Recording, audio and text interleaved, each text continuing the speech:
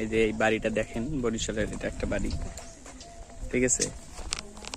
এতদিন কি শুনছিলেন যে বাড়ির যে কর্তা ছেলে মানুষ সে বিদেশে থাকে, ঠিক আছে।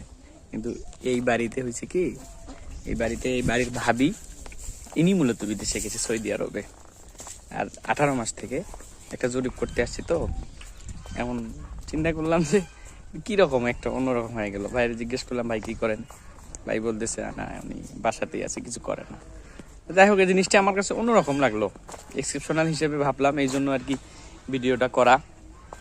বাহিরের দেশে সিলেটেও ঘুরছি, তারপরে এখন তো বরিশালেও আছি, সব জায়গাতেই দেখতেছি যে বাহিরে চলাচল করে, বাহিরের দেশে যায়, চাকরির সুবাদেই যায়, কিন্তু কখনো ভাবি নেই যে একটা মানে স্বামীকে রেখে বউ আর কি বাহিরে যায়।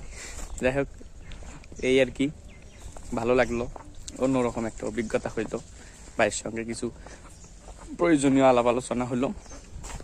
এই যে বাড়িটা দেখেন আবারও, আর এই এই এলাকাটা আপনাদেরকে দেখাই, চারপাশে শুধু ধান, আবাদি জমি, কিছু কিছু জায়গায় এরকম বাড়ি আছে, ওইদিকে আছে, এইদিকে শুধু একদম পাথার, ধানের জমি। প্রতিটা বাড়িতে এরকম একটা করে পুকুর আছে, ছোট ছোট বাড়ি, ঠিক আছে। পরিবেশটা অনেক সুন্দর, দেখেন সুন্দর না?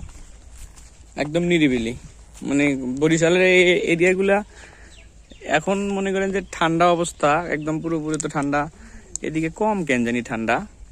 তারপরে মানে হাওয়া বদল, যে মানুষ একটা যে জায়গা বদল করে, স্থান বদল করে কিছু সময় কাটায়, সেই হাওয়া বদলের জায়গা আমি মনে করি এই অঞ্চলগুলো।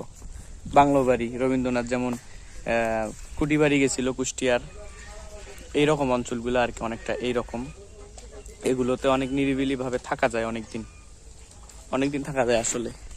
আর ভিডিও করার জন্য তো অনেক এটা পারফেক্ট এরিয়া, আমি যেখানে আছি আর কি, অনেক ভালো জায়গা। এখান থেকে কুয়াকাটা 30-40 কিলো যাওয়া যাবে কোনো এক সময়।